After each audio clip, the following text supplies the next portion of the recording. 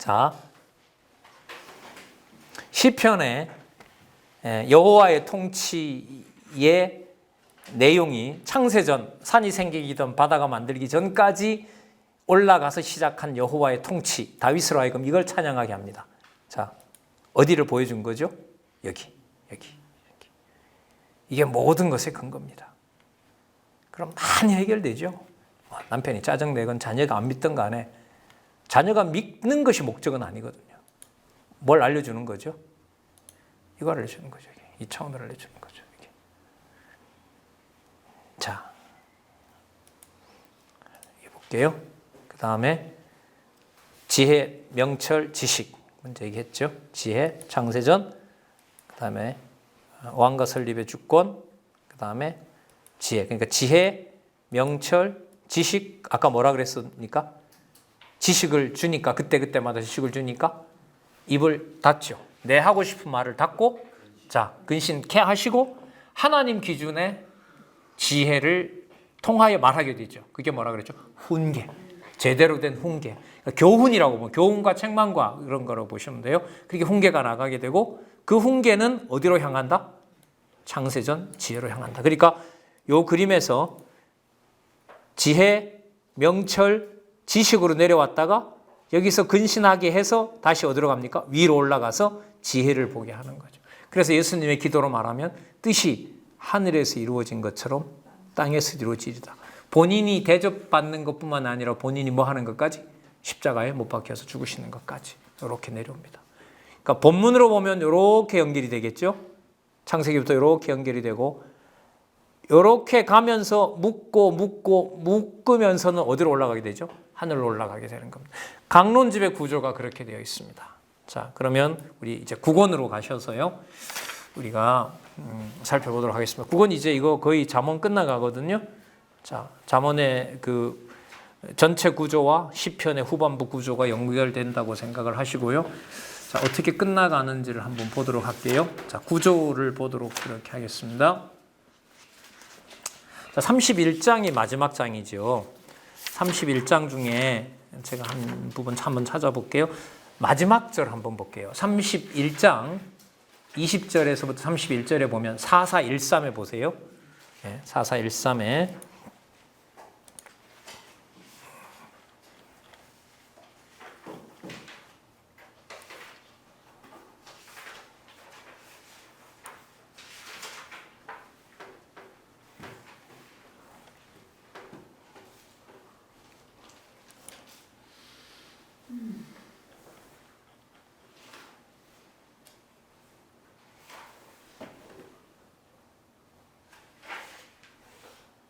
4413에 20절에서부터 31절에 보시면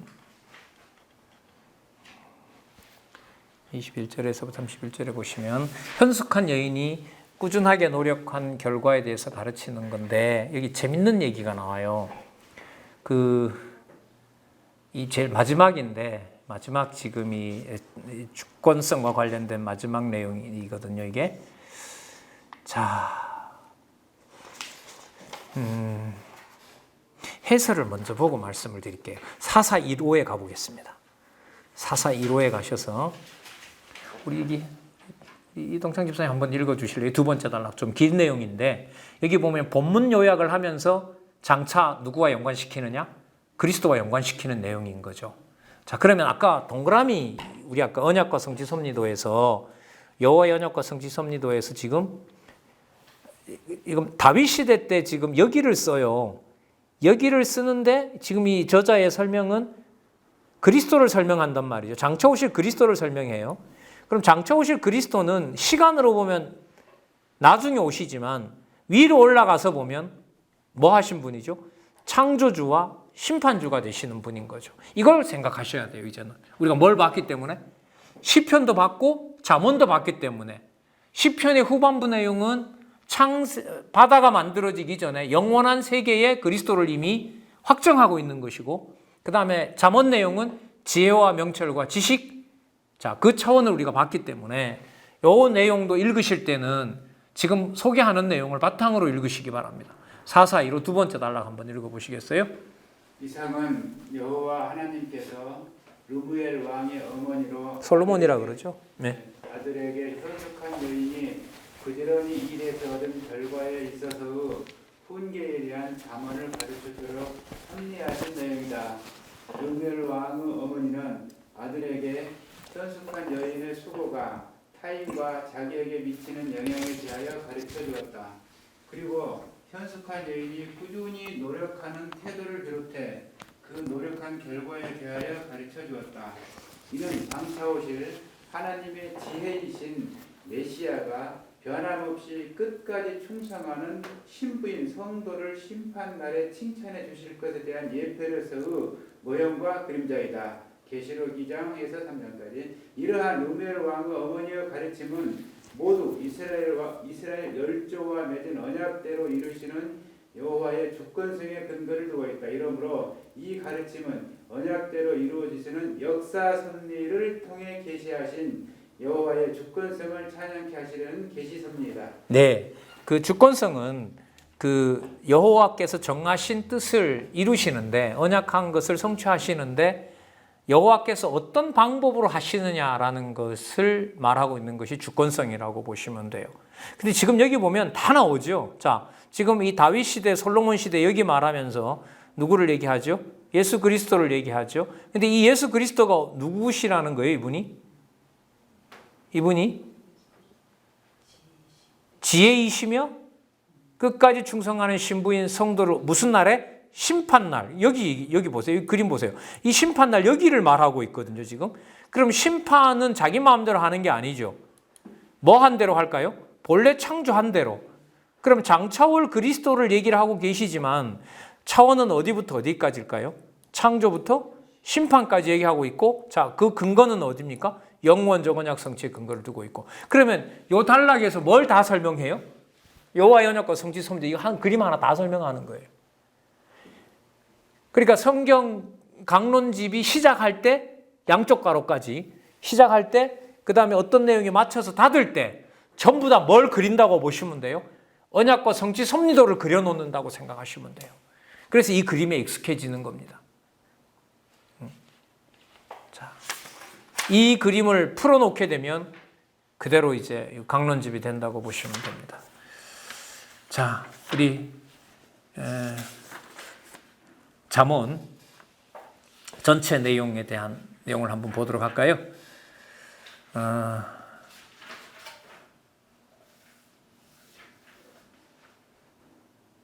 사사일칠에요.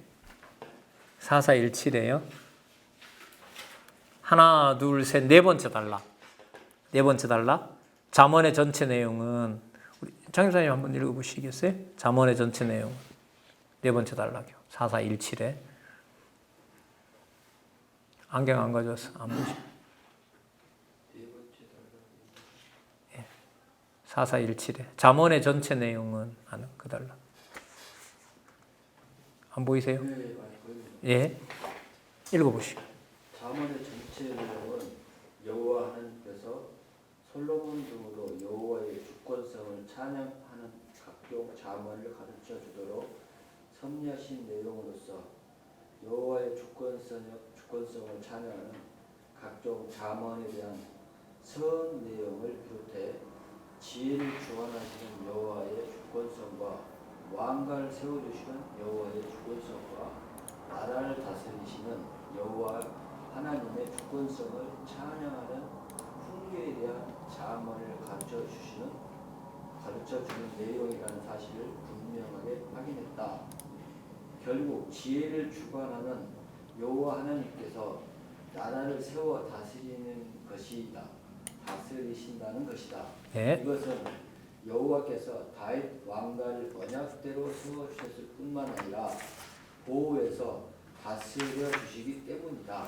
자, 됐습니다. 이게 뭐냐 하면 이 도표로 보면 장차 오실 실체적인 성취를 위한 하나의 언약이 된다는 거죠. 자, 그러니까 제가 지금 설명하는 게 뭐냐면 이 끝에 가서 뭘 한번 그리고 간다는 거예요. 여호와의 언약과 성취도 한번 쭉 그리고 가는 거예요. 끝날 때마다 계속 그리고 가요. 자, 그럼 그 다음 단락 우리 한번. 장관님 보이세요? 4417.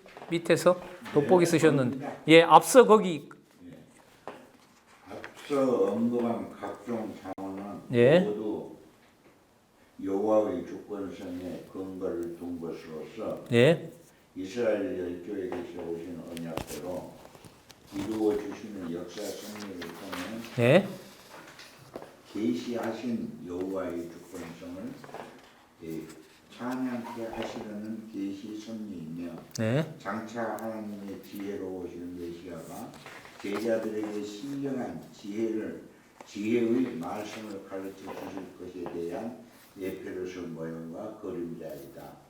누가복음 11장 49절, 고린도전서 1장 24절, 네.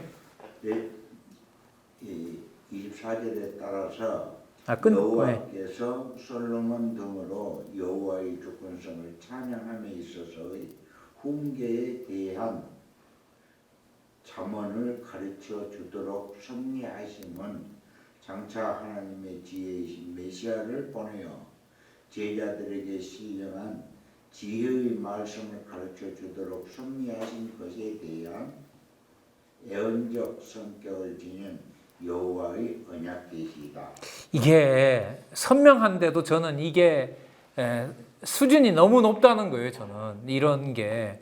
근데 이걸 사람들이 그냥 따라하면 되는 줄 아는데 이게 본문에 대한 상세한 내용들이 바탕이 안 되면 이걸 탄력적으로 쓰고 활용하기가 그렇게 쉽지가 않습니다. 당장 한번 볼게요. 여러분 누가복음 11장 49절, 고린도전서 1장 24절에 보면 지혜라는 말씀이 나오긴 나와요. 그런데 여러분 이게 누가복음은 예수님께서 직접 말씀하시는 거잖아요. 고린도전서는 누가 오셔서 가르쳐 주시는 거죠? 성령께서 오셔서 가르쳐 주시는 거죠. 그러면 이게 범위로 보면 예수에 의한 성취와 또 성령에 의한 성취 전체를 염두에 두고 지금 이걸 쓰고 있는 거죠. 그럼 이렇게 보시면 돼요. 자, 이 그림 있죠.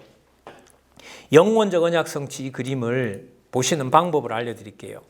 욥기서 주제가 뭐였죠? 여호와의 전능성이었죠. 여호와의 전능성 찬양이었죠. 여호와의 전능성을 생각하면서 이 그림을 다 보셔도 돼요. 또 이게 지금 제가 만드는 게 아니에요. 이 책이 그렇게 되고 있어요. 자, 시편 여호와의 신실성 찬양이잖아요. 신실성 찬양을 가지고 뭘 보면 돼요? 이 그림을 다 보면 돼요. 영원적 언약 성취를 보면 돼요. 그리고 주권성 찬양도 이 그림 가지고 보면 되고요. 몇 장 몇 절을 볼 때도 이 그림을 가지고 보면 되는 거예요. 그러니까 어느 사건이 나오더라도 창세전 여호와 하나님의 언약의 바탕을 창세전 언약의 바탕을 두고 있습니다라는 본문이 그런 해설이 강론집 18권에서 안 나오는 데가 있어요, 없어요? 없죠. 그게 바로 이 그림을 그리는 거예요. 끝날 때마다 계속 그리는 거예요. 예?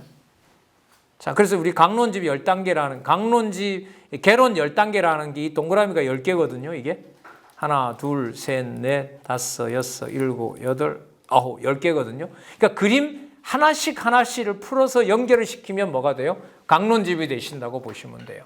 자, 이 그림 보는 거 다시 한번 알려드릴게요. 자, 열조 언약을 설명을 하려면 열조에게 언약하신 거잖아요. 자손 땅 통치 언약을. 자, 누구에게 가서 이루어주죠? 다윗에게 가서 이루어주잖아요. 뭘 세워서? 선민국가를 세워서. 그러면 열조 언약을 이해하려면 뭐와 연관을 시켜야 돼요? 선민국가 성취, 언약과 성취를 알아야 되잖아요. 그럼 언약과 성취를 알게 되면 뭘 알게 되는 거죠? 다윗에게 해주신 모형을 알게 되는 거죠. 그럼 모형을 알게 되면 모형이니까 그 대비가 되는 말이 있잖아요. 실체를 아는 거죠. 그럼 모형과 실체를 안다는 말은 뭐와 뭐를 아는 거죠? 언약인 구약과 성취인 신약을 아는 거죠. 그러면 구약을 알고 신약을 알면 구약을 알게 된다는 말은 바깥에 있는 그림 뭐예요? 실체적 언약 성취를 안다는 것이고, 실체적 언약 성취를 안다는 말은 창조가 우연히 된 것이 아니라 어디에 근거를 둔다? 영원적 언약 성취에 근거를 둔다. 심판은 영원적 언약 성취에 근거를 두고 심판이 일어나는 것이다. 그러면 영원적 언약 성취와 실체적 언약 성취의 관계도 뭐가 될까요? 언약 성취가 되는 거죠. 창조가 우연히 된 것이 아니기 때문에. 자, 좀 냉정하게 말씀을 드리면요. 우리가 몰라도 상관없어요. 무슨 뜻이냐면 이러한 여호와 하나님의 정하신 뜻이 이루어지는 게 내가 알기 때문에 이게 이루어지고 내가 모르기 때문에 이런 일이 안 이루어지고가 아니잖아. 이거는 무조건 이루어지게 되어 있는 거죠. 그래서 우리는 감사한 것이 뭐냐면 이런 엄청난 뭐예요? 엄청난 사건과 진짜 엄청난 구경을 성경을 통해서 우리가 이 시대에 하고 보여주고 있다고 저는 생각을 하는 거예요. 자, 다시 또 우리 구조로 들어가서 말씀을 드릴게요. 자, 이거하고 전도서하고는 무슨 상관이 있느냐? 아까 우리 장사님이 본문에 들어가서 본문끼리의 연결도 아까 이렇게 중요하다고 얘기를 했고, 저는 본문의 연결성이 안 되어 있으면 큰 제목을 잡는 것도 힘이 없다. 제가 그 말씀을 아까 드렸는데요. 나온 김에 자, 굳이 좀 찾아보자면 아까 현숙한 여인을 통해서 집 관리를 잘 해주신다고 했잖아요. 비유하자면 여러분 이게 누구냐 하면 이 비유하자면 이 내용으로 보면 솔로몬의 어머니가 누구죠? 밧세바죠. 밧세바가 이 한많은 여인이잖아요. 맞죠? 충복이었던 남편을 지금 어쨌든 살고 있는 다윗 손에 죽은 것을 봤고요. 그리고 진짜 어떻게 성폭행 당해서 임신한 아들을 유산시켜 버렸고요. 그 다음에 솔로몬을 낳았는데 아차했으면 왕위를 빼앗길 뻔했고요. 그러니까 여러분 이 밧세바가 유대 지파가 아니잖아요. 어디 여인이죠? 해족 속의 여인이거든요. 그 이방 여인인 거잖아요.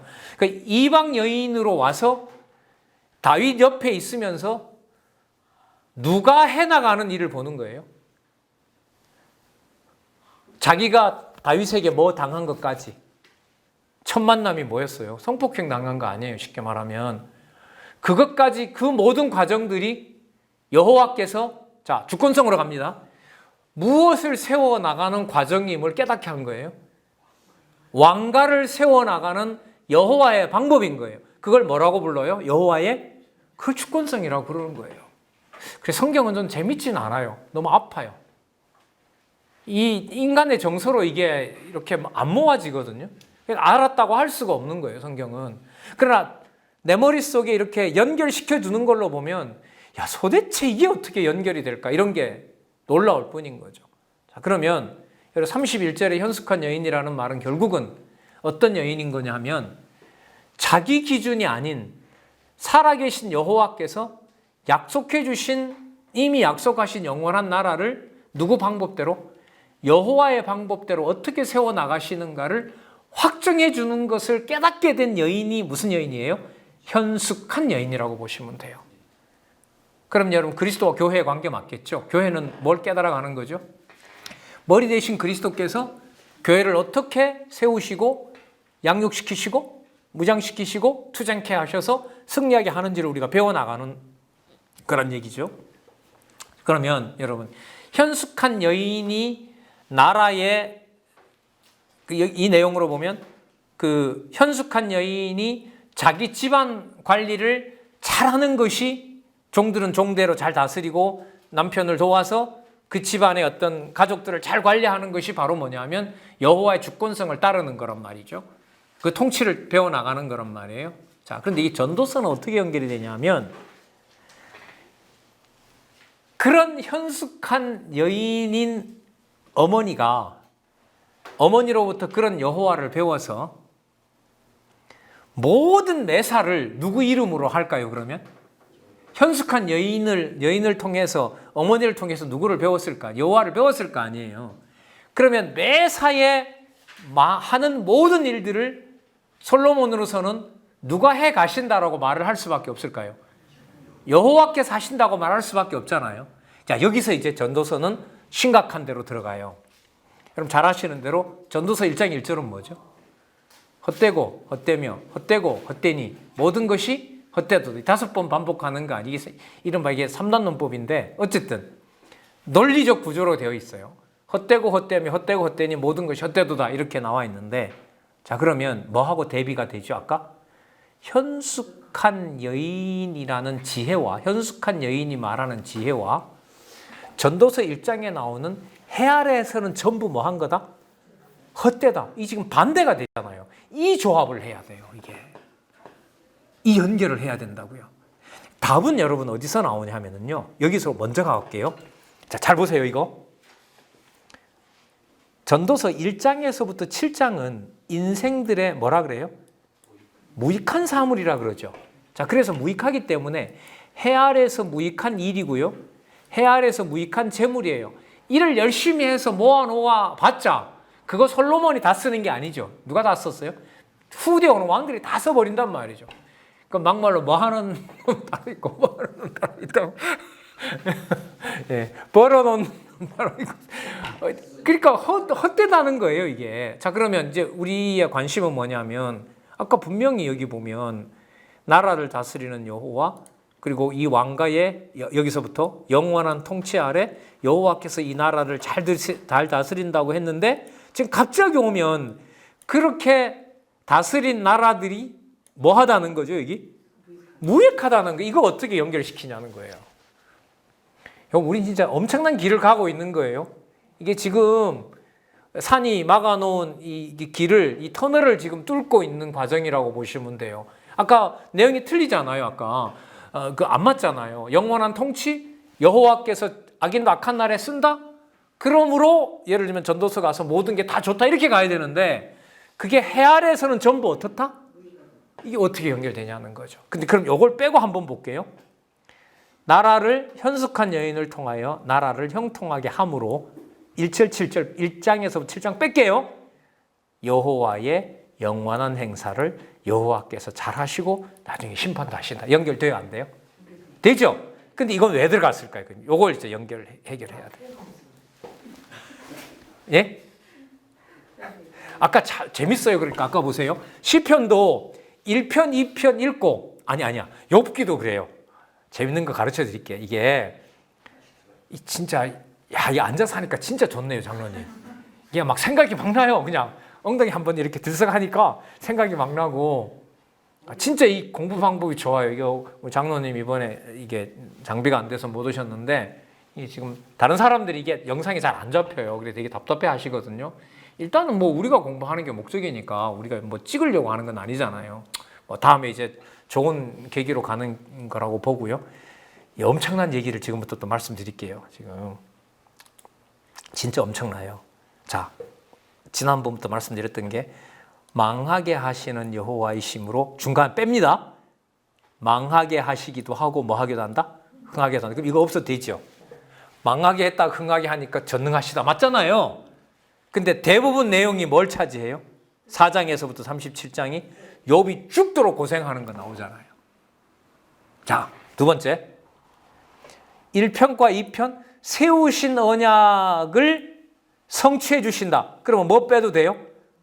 3편에서 89편 빼도 되죠. 근데 대부분의 상당한 내용들이 뭐로 되어 있어요? 3편에서부터 89편이에요. 자, 잠언 보세요. 지혜를 주관하고 왕가를 세우고 그래서 지식까지 줘서 나라를 다스리시는 여호와라면 따라서 여호와께서는 무슨 행사를 하신다? 영원한 행사한다고 하면 되죠? 그럼 뭐가 필요 없어요? 1장에서부터 7장 필요 없죠. 논리적으로 연결시키는 데는 아무런 문제가 없어요. 지금 중간에 빼자고 하는 내용들이. 그 대답을 좀 이따 성경적 근거를 찾아드릴게요. 큰 틀에서. 자, 그런데 잘 보세요. 여호와의 영원한 행사라고 하면 변함없는 사랑을 성취하시면 돼요. 맞죠? 맞죠? 그런데 여기 보시면 이 본문으로 조금 밑으로 들어가야 돼요. 신랑을 잊은 뭐가 나와요? 신부가 나오죠. 그럼 여러분 조건 없이 데려왔으니까 조건 없이 데려왔자 여호와의 영원한 행사는 처음에 조건 없이 우리와 맺은 언약인 거예요. 솔로몬이 잘하든 못하든 상관없이 사랑해 주셔야 돼요. 맞죠? 그러면 잊게 하면 돼요? 안 돼요? 안 되죠. 그러면 구체적으로 말하면 5장 2절에서 6장 3절은 빼야 돼요. 이 부분 빼야 돼요. 그럼 여러분 제가 시편 구조 전체로 봤을 때 논리적 연결만 지어간다라고 본다면 중간에 없어도 논리적으로 연결해 나가는데 문제가 없는 것처럼 보였죠. 만약에 제가 이런 말을 했을 때 여러분들이 맞네요. 그렇게 해도 되네요. 라고 여러분들이 만약에 동의를 하시면 중간에 없는 거 그럼 지금부터 뺍시다 이러면은 그 순간 성경 신학이고 성경의 권위는 다 끝이 나는 거예요. 앞으로 이런 대적이 저는 몰려온다고 보는 거죠. 예. 자, 이 비밀을, 이 신비한 구조를 아까 제가 성경에 가서 찾아드린다고 했어요. 찾아드릴게요, 지금부터.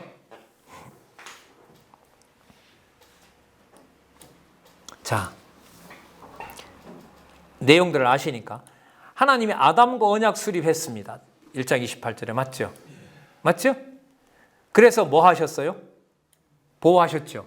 요 사이에 3장에 무슨 사건 나오죠? 아담을 누구에게 맡겨요? 사단에게 맡기죠. 시편 구조대로 보면, 욥기의 구조대로 보면 누구에게 맡겨요? 사단에게 맡기는 거고 누구에게 맡겨요? 대적에게 맡기는 거죠. 그럼 성경이 어떻게 되어 있어요? 언약을 해주시고 보호를 하시는데 중간에 누구에다 갖다 맡긴다? 사단에게 갖다 맡긴다. 그래서 욥기에 망하게 하시고 흥하게 할 때 흥하게 하시는 모든 능력을 여호와께 있음을 알려주기 위해서 중간에 4장에서부터 37편을 누구에게 맡긴 사건과 관련시킨다? 사단에게 맡긴 사건과 관련됩니다. 자, 이해되시리라고 봅니다. 자, 따라서 망하게 해서 흥하게 할 때, 망하게 하셔서 흥하게 하는데 순전하고 정직한 욥을 사단에 맡기는 요 방식은 역사서에 나타난 아담과 언약을 세우시고 그 순전한 아담을 누구에게? 사단에게 맡겨서 흥하게 하시는 것처럼 뭐 한다? 보호하신다는 내용하고 똑같아. 자, 두 번째 증거. 자, 선민열조는 지나가겠습니다. 자손 언약 성취 섭리 이를 위해서 언약 자손 번창한 것은 맞아요, 아니에요? 맞죠? 자, 말 되잖아요. 자손 언약 성취하기 위해서 자손을 많게 했다. 말 되죠? 많게 했을 뿐만 아니라 하나님의 백성이라는 걸 법으로도 줬다. 좋죠? 맞잖아요. 그러면 40년 돌려야 돼요. 가나안으로 바로 데리고 가야 돼요. 그죠? 바로 가야 되죠. 그런데 어디에다가 놓고? 광야에다가 40년 놓지요. 자, 보세요. 여기 바로 옆에 나오네요. 세우셨으면 성취해 주시면 되잖아요. 그런데 3편부터 89편에 성취해달라는 뭘 하게 해요? 간구를 하게 해요. 똑같이 광야에다 데려다 놓고 모세로 하여금 하나님이 다 죽인다고 하니까 다 죽이면 안 됩니다라고 하는 뭘 하게 해요? 간구하는 기원을 하는 거예요. 자, 그러면 자손 언약 성취 섭리에서 번창해서 신의 산 언약 법도 주셨는데 그런데 광야 생활에서 나왔던 세대들 하나님이 전부 뭐 합니까? 다 죽이죠. 죽이는 거랑 뭐하고 똑같아요? 순전하고 정직한 욥을 뭐하게 하는 거? 망하게 하는 거랑 똑같은 거예요. 그러면 여러분 시편에도 세우신 언약이라면 성취하면 될 텐데 왜 대적에게 맡기고 불택자처럼 다루고 여호와 이름도 불타게 하느냐 이 말이에요. 이런 방식이 이미 어디에 나왔다? 자손 언약을 번창시키는데 자손 나온 60만을 다 죽이고 교체시킨다. 그러면 여러분 시편 구조가 무슨 구조를 그대로 반영하고 있다? 섭리를 통한 언약 구조를 반영하고 있어요. 안 붙일래야 안 붙일 수가 없어요. 그러면 여러분 자손 언약 성취 섭리 요 구조를 언약 자손 번창 신의 산 언약 수립 광야 시련과 시련 속에 여러분 뭐가 되는 거예요? 60만 다 죽이는 거잖아요. 그리고 뭐 하게 합니까? 세대를 교체하잖아요. 이건 따라가지 않으면서 욥기의 요 내용 순서대로 따라갈 수 있다. 말이 돼요, 안 돼요? 절대로 안 된다는 겁니다. 절대로 안 돼요. 그래서 성경 신학은 순서대로 공부해야 돼요. 순서대로. 자, 세 번째 증거 드리겠습니다. 땅 언약 성취하기 위해서 요단 동편 땅도 정복하게 하시고 또 요단 동편 땅 정복하기 전에 서편 땅 가나안에 들어갈 새로 태어난 사람들에게 뭐도 해주신다? 제육하신다. 얼마나 멋있어요. 요까지. 근데 뭐가 나오죠? 뭐가 나와요? 언약 자손이 뭐 하도록 해요? 불순종하게 하고 시험을 받게 하고 뭐라고 합니까? 범죄하게 해요. 그러면 땅 언약 성취 섭리가 언약 자손이 범죄하면 친다는 건데 땅 성취가 지금 이루어지고 있어요. 점점 축소되고 있어요. 요 내용으로 보면 축소되고 있죠. 자, 유업에 대한 언약을 했는데 대적이 오고 불택자처럼 다루고 여호와 이름이 불에 타면 이것은 유업에 대한 언약이 축소되고 있어요? 이루어지고 있어요? 축소되고 있죠. 자, 확인만 할게요. 요 시편의 요 구조랑 땅 언약 성취 섭리의 요 구조랑 주시고 불순종하고 시험하고 범죄의 가운데 섭리하시는 거랑 세우시고 난 다음에 대적에게 맡기고 불택자처럼 다루고 여호와 이름이 욕을 당하는 거랑 구조가 같아요? 틀려요? 정확하게 같은 거예요. 이게 그냥 나온 게 아니에요. 시편의 구조가. 진짜 놀랍지 않아요? 자, 요거 볼게요. 나라를 다스리는 여호와. 자, 지혜와 명철과 지식을 가지고 여호와께서 악인도 악한 날을 쓰면서 쫙 해가세요. 그래서 여호와는 뭐 하신다? 영원한 행사를 하신다라면 좋은데 그가 한 모든 것들이 뭐 할 수도 있다? 무익하다. 자, 보세요.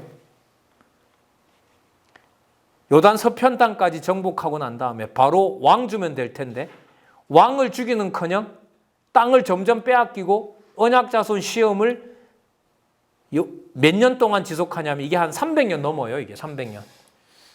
300년 동안 빼앗았던 땅들을 전부 뭐 한다? 다 다시 빼앗기게 해요. 여기 보세요. 똑같습니다.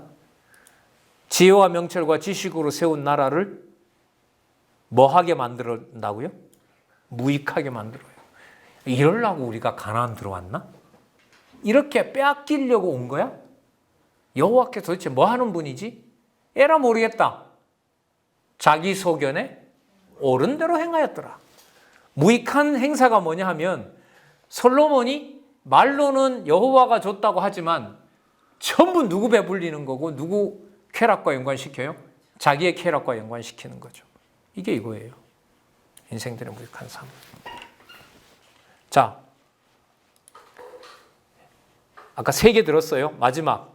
여러분, 통치 언약을 성취하시기 위해서 다윗 왕국을 창건하는 거 편안하게 잘 들리시죠? 그래요, 안 그래요? 예, 통치 언약을 이루시려고 다윗 왕국을 세우시는 거구나. 아멘. 자, 요거 빼겠습니다. 세웠던 왕국을 왕조가 뭐대로 가시는 거구나. 계승되게 하는 거구나. 좋구나. 그래서 다윗 왕족이 갈수록 뭐 한다? 회복한다. 근데 이 회복은 이미 멸망으로 연관이 되죠, 사실. 어쨌든 다윗 왕국 창건을 하시면 계승하시면 될 텐데 나라를 북쪽이든 남쪽이든 전부 뭐 하게 합니까? 이탈시켜서 뭐 하게 해요? 멸망시키죠. 자, 똑같습니다. 다 넣어보겠습니다. 통치언약 성취 섭리를 세운 나라를 뭐 하게 해요? 망하게 하고 주위에 대적들이 와서 욕을 당하게 하고 나중에 역대기 에스라, 느헤미야, 에스더에서 뭐 하게 해요? 흥하게 하시는 거죠. 다 설명할게요. 자, 약속한 대로 다윗에게 나라를 세워주겠다고 약속하신 대로 나중에 나라를 세워주시는데 과정적으로는 그 나라가 뭐 하도록 해요? 대적에게 맡기고 불택차가 되고 여호와의 이름도 불타는 일이 벌어지죠. 주권성 해볼까요? 하늘에 속한 나라이고, 자, 그 다음에 명철을 통해서 주시고 지혜를 통해서 주시고, 본문에 들어가서 보면 하나님께서 솔로몬을 통해서 음녀를 주의하라 그러죠. 음녀를 주의하라고 하는 것은 바로 뭐냐면 북쪽 이스라엘로 따라가지 말라는 거죠. 자, 거기까지 좋아요? 그렇다면 그렇게 잘 세워놓은 나라를 뭐하다고 하시면 안 돼요. 무익하다고 하면 안 되죠. 유익하다고 해야죠. 무익하게 한 다음에 뭘 말하세요? 영원한 행사를 말하세요. 자, 통치언약 섭리 볼게요. 조건 없이 아브라함, 이삭, 야곱을 불렀고 조건 없이 다윗을 세웠고 조건 없이 약속한 대로 솔로몬에게 세웠고 조건 없이 왕가가 이루어지게 했으면 이르게 해서 영광스러운 혼인잔치가 되게 하면 좋을 텐데 그러면 뭐 하지 말게 해야 돼요? 신부 있게 하면 안 되죠. 신랑을 잃어버리게 하시면 안 되잖아요. 그런데 뭐 하게 해요? 신랑을 잊었다가 상봉하게 해서 불변의 사랑을 노래해요. 이게 바로 뭐냐면 에스라, 느헤미야, 에스더. 여러분 그래서요. 시편 5편의 구조는 무슨 구조를 반드시 근거로 한다? 아니면 똑같아. 무슨 구조랑?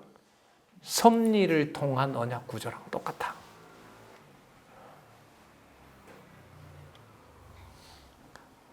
자, 한마디만 더 하고 우리 잠시 또 쉴게요. 여러분 여기 있죠. 여호와의 자비성 찬양 아가서는 여기 보세요.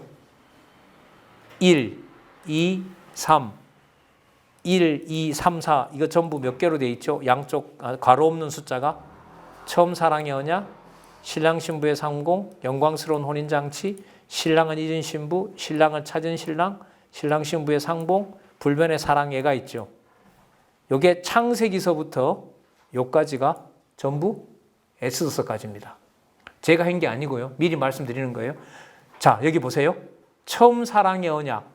여러분, 아담과 아브라함과 맺었던 언약이 그 사람들이 잘했습니까? 조건이 없습니까? 예? 조건이 없죠? 그러면 처음 사랑의 언약은 뭐냐면 창세기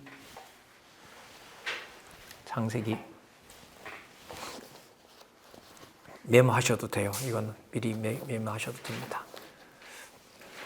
자, 어디서 표시냐 하면 아가서 내용 있죠? 자, 처음 사랑의 언약 4549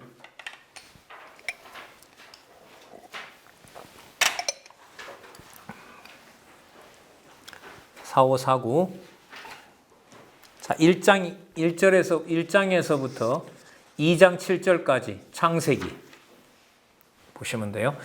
창세기가 뭐로 끝나냐 하면 아담으로부터 시작해서 열조들의 마지막에 해당하는 야곱의 아들 70명이 어디에 내려가서?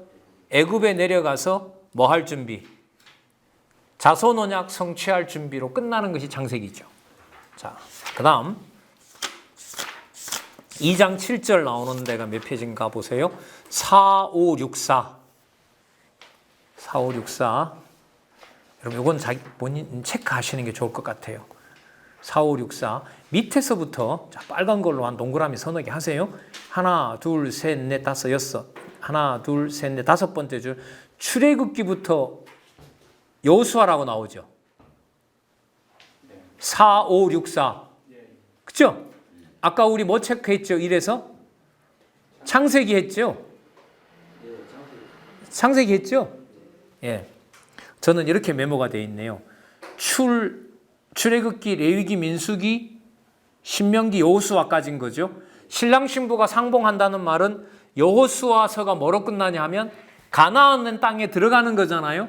그럼 가나안 땅에 와서 누구와 누구랑 만나는 거죠? 여호와랑 언약자손이랑 만나는 거죠. 그러니까 신랑 신부 상봉인 거예요. 자, 출애굽기부터 여호수아. 그 다음 4574에 가보겠습니다. 페이지 적으세요. 공부하시는 데 도움 됩니다. 자, 출애굽기부터 여호수아서에서요. 아까 우리 창세기 살펴봤었잖아요. 4550이라고 적으시고요. 4550에 가면 창세기 내용이 나오니까요. 4550이고 자, 뒤로 넘어가면 몇 페이지냐 하면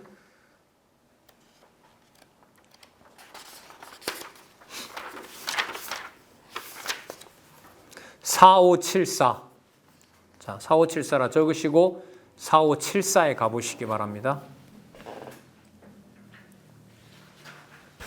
4574에 가면 3장 6절에서부터 5장 1절까지 밑에서부터 네 번째 줄에 보면 열왕기 상하고 역대하가 있죠. 찾으셨어요? 자, 그렇다면 영광스러운 혼인잔치에다가 뭘 적으시냐면 하나님과 이스라엘 백성들이 만나기 위해서 나라를 세우려면 누구를 뽑아야 돼요? 왕 뽑아야죠. 왕 뽑아서 뭐도 세워야 돼요? 나라 세워야겠죠. 그럼 그 내용이 어디에 나오냐 하면 영광스러운 혼인잔치 밑에다가 자, 룻기에 누가 태어나는 거죠? 4574 3회 영광스러운 혼인잔치 밑에다가 메모하시면 됩니다. 자, 그 밑에서 네 번째 줄에 왕상 대하를 참고하시면서 자, 영광스러운 혼인잔치가 일어나려면 국가가 있어야 되고 뭐가 있어야 돼? 성전이 있어야 되겠죠. 나라를 세우고 성전을 완성하는 내용이 어디에 나오냐면 룻기에 다윗왕 출생하죠. 그 다음에 준비해서 왕 세우죠. 뭡니까? 사무엘 상하. 그 다음 성전 짓는 것까지 어디에 나오죠? 열왕기 상. 그래서 영광스러운 혼인잔치는 룻기, 사무엘 상하, 그 다음 열왕기 상까지. 자, 그 다음에 4590으로 갑니다. 4590. 자, 신랑을 잊은 신부. 여호와 하나님을 경배하려고 솔로몬을 통해서 성전을 세웠는데 이게 제대로 운영이 돼요, 안 돼요? 안 되죠. 안 되면서 점점 타락해 나가는 과정. 신랑을 잊은 신부 왕상. 열왕기 상하. 열왕기 상하.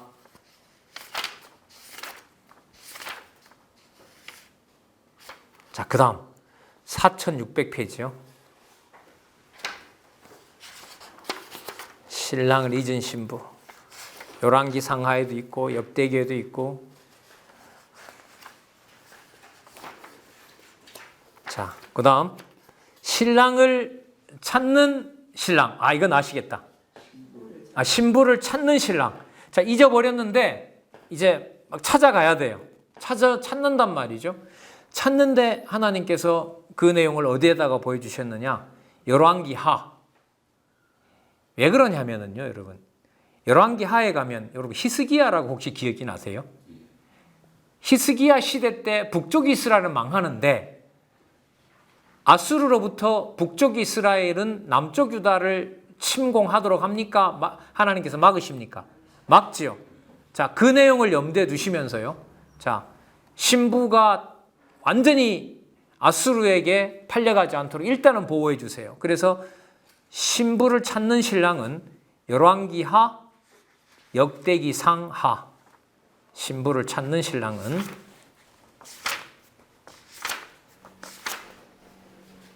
자, 4611페이지.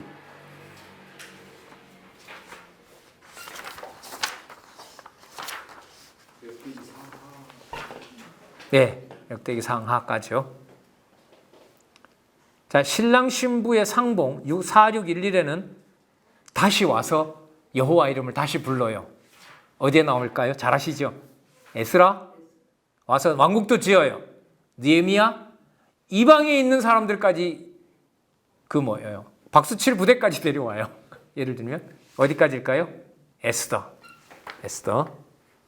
자, 그리고 또 한 번 4618페이지 불변의 사랑의 애가. 자, 요거는 다 알려드릴게요. 4619페이지에 가면 불변의 사랑 얘기는 자, 한번 보세요. 첫 번째 줄에 열왕기 상 찾으셨어요? 4619 첫 번째 줄에 왕상하에서 화까지 잃어버렸잖아요. 네 번째 줄에 뭐가 나오죠? 역대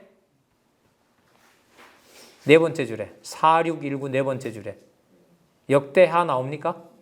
대하 찾으셨어요? 대하 마지막이 뭐로 끝나죠? 역대하 마지막하고 에스라 첫 부분하고 반복된다, 겹쳐 있다 그랬죠. 70년 포로 생활로 넘어가는 거 나오잖아요. 맞죠? 자, 자, 그러면 역대하 그 밑에 보세요. 에스라, 느헤미야 뭐가 있습니까? 에스더. 자, 그러면 이 아가서 대단하죠. 여기 보세요. 자, 메모하시고 칠판 여기 보시기, 화면 보시기 바랍니다. 처음 사랑 창세기부터 불변의 사랑 아가까지 요 하나, 둘, 처음 사랑의 언약, 신랑 처음 사랑의 언약, 열조와 맺은 언약, 신랑 신부의 상봉, 데리고 나와서 가나안에서 만난 거, 영광스러운 혼인잔치, 나라도 세워서 성전 지은 거, 그러나 열왕기에서 이탈해서 망하게 해서, 그러나 여호와께서 후반부에 찾게 하시고 에스라, 느헤미야, 에스더에 돌아와서 불변의 사랑의 아가를 만천하가 부르도록 하는 거. 아가서 내용은 사랑 노래가 아니라 요 7개로 나누어져서 창세기부터 에스더까지의 나타남 뭘 보여준다? 여호와의 자비성을 보여준다. 뭐 없이는 찬양을 통한 언약을 공부할 수 없다? 섭리를 통한 언약을 공부하지 않고는, 자, 그럼 다르게 말하면 섭리를 통한 언약의 요 구조를 그대로 내려가게 되면, 따라서 공부한다는 말은 무슨 구조를 그대로 따라가는 거다? 욥기에서부터 아가서 구조를 그대로 따라가는 거다. 그럼 이렇게 보면 되죠. 아직 내가 욥기부터 아가서를 공부 안 했어요. 그러나 이미 요 구조대로 요대로 내려가게 되면 이미 뭘 공부하고 있는 거죠? 찬양을 통한 언약 구조를 공부하고 있는 거예요. 그럼 찬양을 통한 언약 구조가 재밌어지고 이게 의미가 있으려면 섭리를 통한 언약의 구조가 그대로 잘 드러나야겠죠. 그래서 한번 우리 여기 장 집사님이 저랑 비슷한 세대, 다음 세대에 우리가 만약에 우리 후배들이나 우리 자녀들에게 우리가 가르쳐야 된다고 봤을 때, 글쎄요, 여러분 한번 고민을 해보시기 바랍니다. 저는 지금 여러분들에게 안내를 드린 섭리를 통한 언약과 찬양을 통한 언약이 이렇게 딱 짜여 있습니다라는 것을 안내하는 사람으로서는 적어도 이걸 안내를 해야 된다. 저는 그것도 반드시, 이게 지금 제가 강조를 하는 거고요. 그 내용을 아까 우리 집사님 얘기했지만 이 내용의 단단함은 강조해서 될 일이 아니라 전달하는 사람이 무슨 내용을 철저하게 바탕을 두텁게 둬야 된다. 본문에 대한 바탕을 두면서 거기서 찾아 나가야 된다. 그래서 아까 결정적인 게 여러분 바로 이거였던 거죠. 아가서에 가서 창세기부터 계시록까지 그냥 다 그 창세기부터 말라기까지 창세기부터 에스더서까지 섭리를 통한 언약을 전체적으로 여기서 보여주고 있다는 것이 바로 성경 기록의 목적인 겁니다. 그러니까 제가 그런 말씀 많이 드렸죠. 강론집의 내용을 순서대로 읽어가는 것은 성경을 기록하게 하신 하나님의 의도가 무엇인지를 따라가는 길이다. 여러분, 나중에 우리가 이 공부를 통해서 이 안내서인 성경신학 총서를 통해서 충분히 숙도를 하고 성경을 전부 여호와 계시 중심으로 보고 손안에 우리가 뭐만 있냐면 성경밖에 없어요. 그러나 머릿속에는 그림도 그려져 있고 구조도 따라가 있고 인간 중심 얘기도 다 정리가 됐어요. 뭐만 읽어 나가면 돼요. 성경만 놓고 성경만 들어도, 또 눈으로 볼 수 없어요. 성경만 들어도 여호와 살아계신 것이 딱 한눈으로 정리가 되거든요. 제가 좀 실험을 해보는데 오늘 제가 한 5시간 반 걸렸단 말이에요. 그 오디오 성경이 있어요. 그거 이제 틀어놓으면 자동적으로 넘어가요. 그래서 제가 어떤 느낌일까 생각을 하고 가끔씩 들어보거든요. 포항 갈 때도 한번 해봐요. 그러니까 그 운전을 해야 되기 때문에 한눈 팔면 안 되고요. 좀 이렇게 길이 좀 이렇게 차도 없고 이랬을 때 좀 이렇게 편안하게 갈 때 마태복음 1장부터 28장은 포항까지 가는 길에는 다 들어요. 머릿속에 나름대로 뭐 가르쳤다는 뭔 정보가 있고, 제가 오늘 오면서 한 건 뭐냐면 전도서 후반부하고 잠언 후반부하고 전도서하고 아가서를 들었어요. 제가 책은 확인할 수 없잖아요. 운전하니까. 사전 정보 가지고 있는 걸 머릿속에 그리고 언약과 성지 섭리도 그리면서 그 오디오 다 들을 수는 없지만 들리는 어떤 말들을 가지고 본문이 흘러나가는 걸 듣는 거예요. 그래서 제가 뭘 생각하냐면 앞으로 나중에 나이가 들었을 때 볼 수도 없고 볼 수도 없게 됐을 때, 그러나 단지 들을 수가 있다고 했을 때 지금 이렇게 공부해 놓는 것이 그때는 듣기만 해도 여호와 살아계신 것을 내가 확인할 수 있겠구나. 그런 실험을 오면서 하며 왔거든요. 그래서 지금 처음 말씀드리는 것 같은데, 남중교회에서 그동안 공부했던 메모들을 제가 오늘 좀 모아서 구체적으로 보여드렸었잖아요. 창세기부터 에스더까지 자 섭리를 하나님의 언약 섭리든 자손 언약 성취 섭리 구조든 땅 언약 성취 섭리 요 내용 구조든 통치 언약 성취 섭리 구조든 요 모든 1장, 2장, 3장, 4장의 내용들이 전부 다 뭘 담고 있다? 시편 5편의 구조를 다 담고 있다. 다 담고 있다. 자, 그럼 여기서 이제 우리가 좀 이따가 오늘은 제가 잠언 조금 전도서랑 아가서 본문을 조금 볼 거거든요. 오늘 마지막. 그다음에 자, 전도서 계속해서 이어가고 오늘 하여튼 아가서까지 나가겠습니다. 시간 그거 보고 오늘 가셔서는 뭘 고민하셔야 되냐면 좋아 이렇게 짜여진 게 이사야부터 말라기하고는 뭐 어떻게 연결이 되는 거지? 그냥 이렇게 하고 마태복음으로 가면 안 되나? 여기서 왜 꼭 이사야부터 시작해서 어디까지? 말라기까지 예언을 통한 언약을 꼭 붙여야 되는 거지? 이게 굉장히 중요한 고민이 되는 거죠. 예. 다는 못하고 우리가 내일 이제 이사야 38장까지죠. 38장까지 연결시키는데 역점을 두면서 일단 말씀을 드리도록 그렇게 하겠습니다.